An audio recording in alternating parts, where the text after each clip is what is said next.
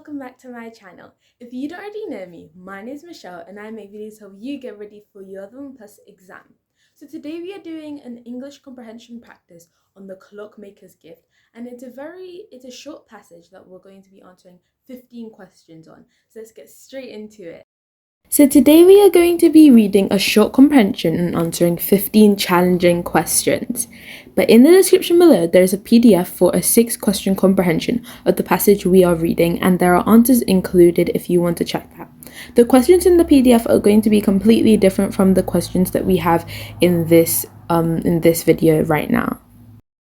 Before answering our questions, the obvious first thing to do is to read our text. Now, the text that we are reading today is called The Clockmaker's Gift, and it's a very interesting story, and I like it a lot, and you will like it too. So if you would like to pause the video to read this to yourself, please do that now. Let's read this text carefully. Mira loved exploring the narrow streets of the old town, where tiny shops were squeezed together like books on a crowded shelf. One afternoon, she noticed a shop that she had never seen before. Above its faded blue door hung a crooked sign that read, Tallow & Co., Clockmakers, since 1889. Curious, Mira pushed the door open. A soft chime echoed through the dim room. Inside, clocks of every shape and size ticked gently, creating a rhythm that felt almost like breathing. Some clocks were small and silver, no bigger than a teacup. Others towered above her like shimmering wooden giants. Yet, despite their differences, each ticked in perfect harmony.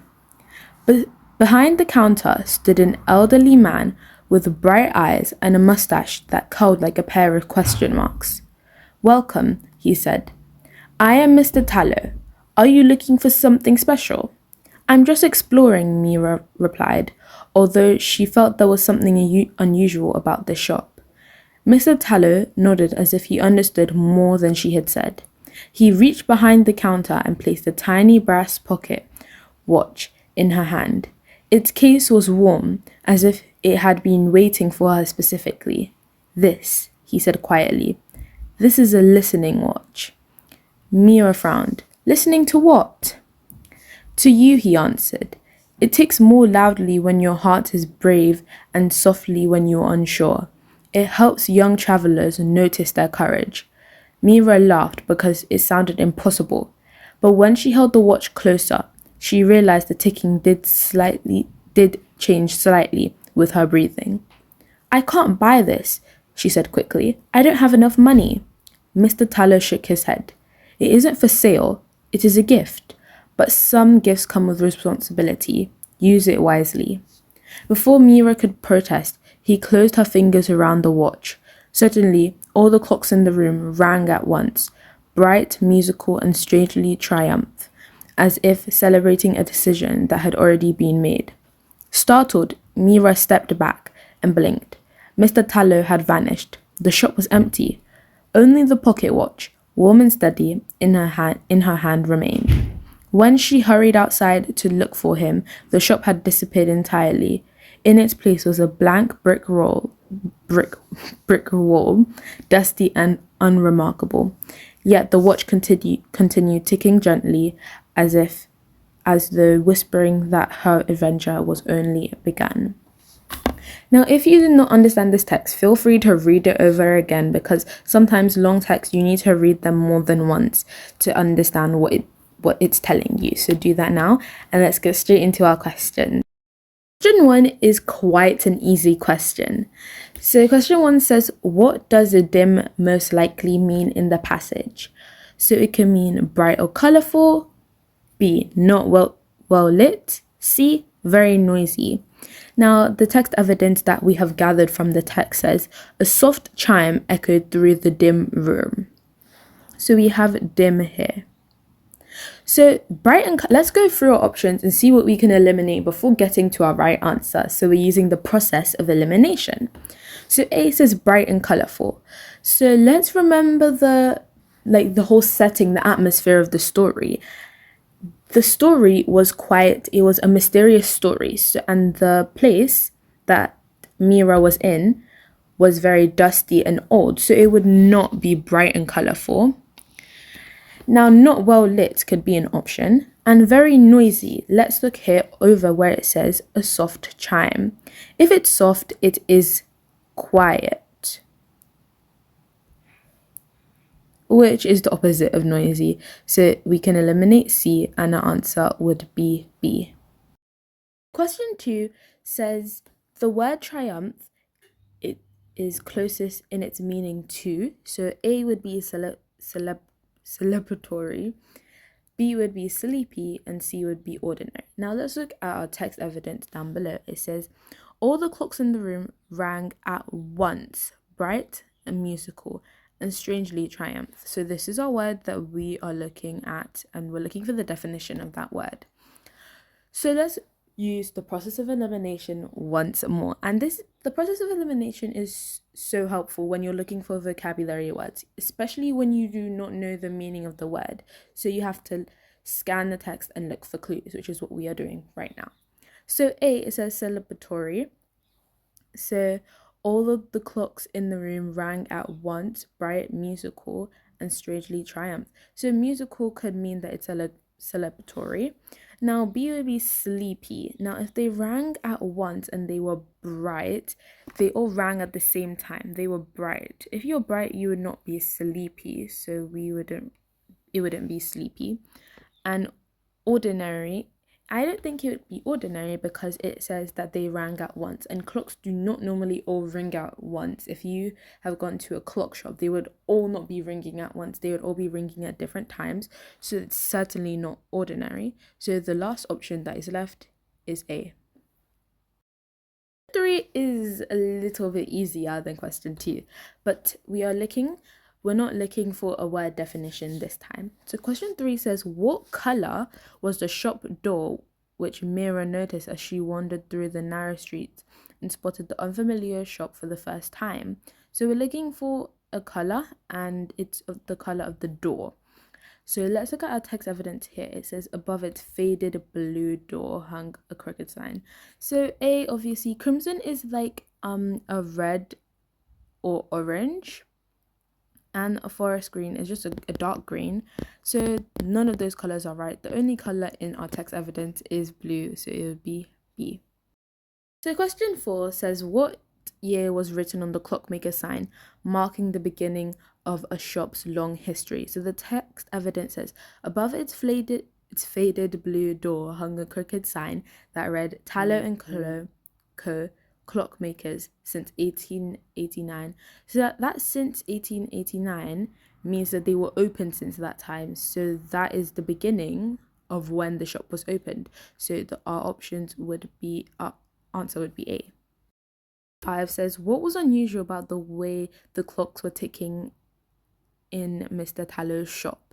So they were ticking backwards, they ticked in perfect harmony, and none of them were ticking. So let's listen to this and look at our text evidence.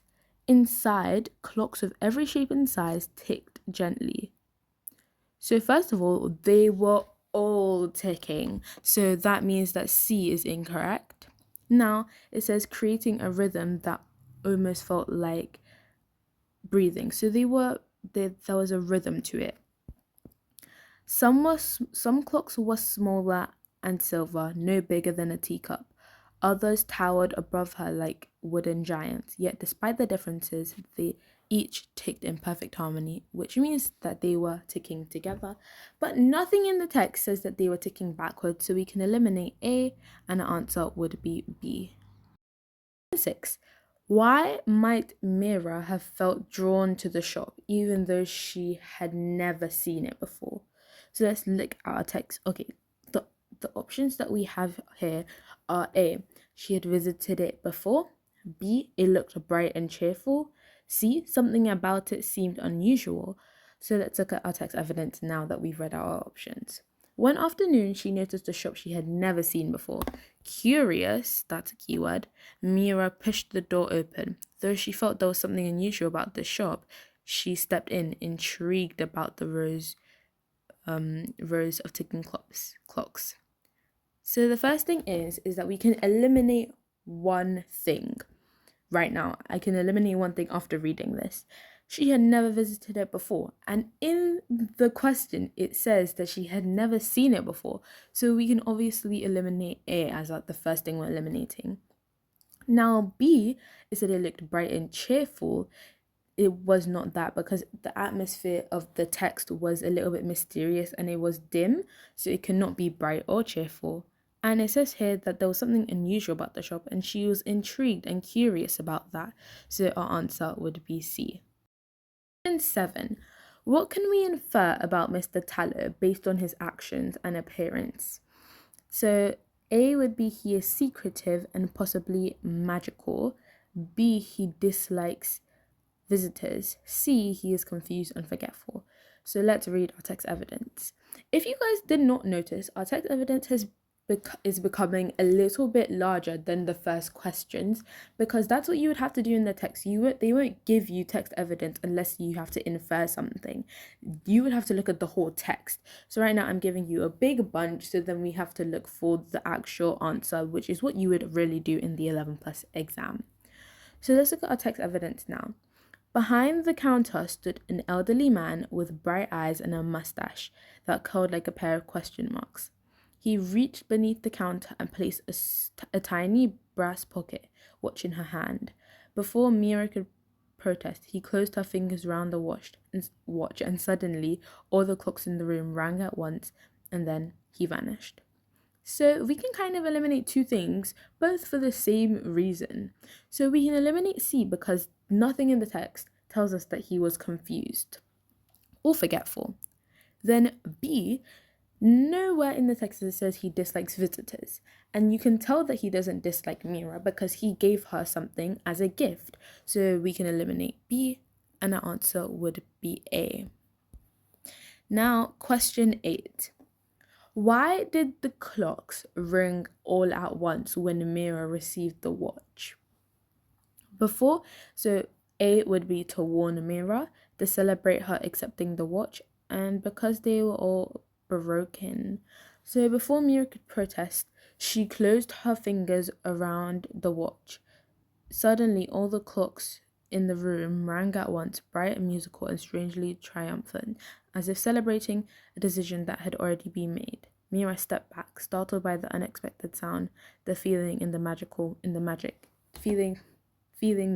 moment. So I'm going to underline two things in this text which will help us get our answer. First is the triumph. We learned in our second question that triumph is when you're celebrating something, right? And then it says here that as if they were celebrating a decision that had already been made. So they're not warning her, and they are not broken because they all did it together musically. So then our answer would be B. They were celebrating her for accepting the watch. Why does the author describe his mustache as a curled pair of question marks? So behind the cat, so our options would be A, B, C, and A says to show he asks a lot of questions, B, to create a quirky, mysterious image, and C, to show how old he is. Now, the first thing is we don't even need to read the text evidence to eliminate something. He did not ask Mira any questions except from one about what she wanted in the shop from the beginning of the story. Now, to show how old he is, anyone can have a curled mustache. You don't have to be old to have a curled mustache. So you can eliminate C. And then our answer would be B, because they're just giving us an image of what he looks like and showing how he's mysterious. So it's just to describe him and to plant an image in your head. It's imagery. Question 10 says, how does the author make the shop seem mysterious to Mira? So A would be by describing the crowds of people inside, B by saying the shop is noisy and bright, and C by describing dim light and unusual clocks. So let's read our text evidence. A soft chime echoed through the dim room. Inside, clocks of every shape and size ticked gently, creating a rhythm that felt almost like breathing. Yet despite their differences, each ticked in perfect harmony, giving the shop an eerie, magical feeling. So I'm going to underline three things here. The first thing is the word dim. The second thing is clocks, and the third thing is eerie. So, first of all, we can eliminate A because we can already tell that she had never seen the shop before and it was empty. So, there were not crowds of people inside. Now, the shop was noisy and bright. There was a soft chime. Soft is another word that we can underline. That means that it was not a lot of noise and it's not bright, it's dim. Dim is the opposite of bright. So, we can eliminate B. And they're describing the dim light and unusual clocks, which would be the answer, which is C. Question 11 says, why is the shop disappearing important in the story? So A is it shows the shop was only temporarily or magical. B, it means Mira didn't look carefully. And C, it suggests the shop was moving to another town. So our text evidence says, when she hurried outside to look for him, the shop had disappeared entirely. Its place was a blank brick wall, dusty and unremarkable, yet the watch continued ticking gently, as whispering that her adventure was only beginning. So the thing is, so we can eliminate two things once again to get our one answer. So B, it says Mira didn't look carefully. Now here you can see that she still has the watch. So that doesn't mean, so she did go into the shop. So she did look carefully and she did see it. So we can eliminate B. Now C, it suggests the shop was moving to another town. But yet it said it disappeared entirely and there was only a blank brick wall. When a shop moves, you would still have the shop there, but there's stuff not in it. So they are not moving to another town. So answer would be A. 12 says, what impression do we get of Mira from the story? So our text evidence says Mira loved exploring the narrow streets of the old town where shops were squeezed together like books on a crowded shelf. I'm just exploring, Mira replied, although she felt there was something unusual about this shop. She stepped inside, drawn by curiosity, despite not knowing what to expect. So B would be she is rude and impatient, but nothing in our text evidence or this whole text says that she is rude. Now she's easily bored. There's nothing there that says it because she was only exploring. Now A could be correct. It could either be A or C, but we have more evidence for A because she is curious. She was curious about the shop.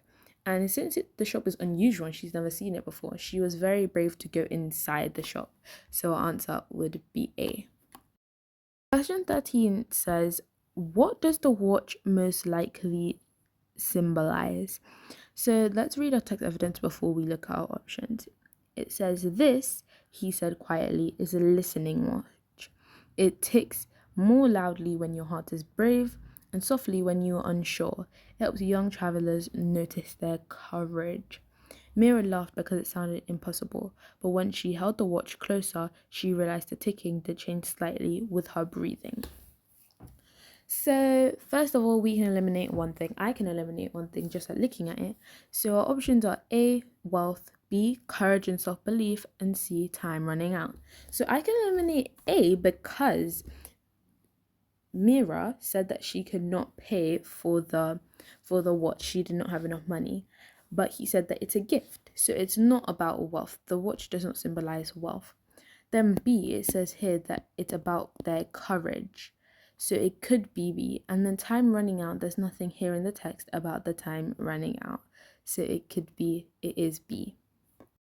18 says, why might the author end the passage with her adventure was only beginning? So A is to hint that Mira will return the watch. B, to show she is tired, to suggest future exciting events. So it's to a hint that Mira will return the watch. We don't need to look at our text evidence for this because this is a quite easy question. But if you want to, you can. But A, I can eliminate because the shop is gone. So she could not return the watch if the shop is gone. Now B, to show she is tired, she had a sense of excitement and anticipation. So she's not tired, she's excited. So then our answer would be C, to suggest future exciting events, on her adventure. So this question is quite easy. You're just inferring it. There's nothing directly in the text telling you this. You are inferring it. So most of the English comprehension questions will have so much inference questions. So you really have to look at the clues in the text to understand.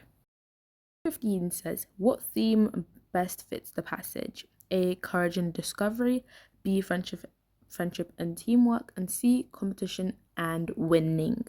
So we don't have to read the text evidence once more because we've read the whole text now. We've read it more than once with our text evidences. But it's not going to be B because there's only there's only two people in this text. But there's no friendship going on with them. They're not working to get something. And then C, competition and winning. No one is competing against each other.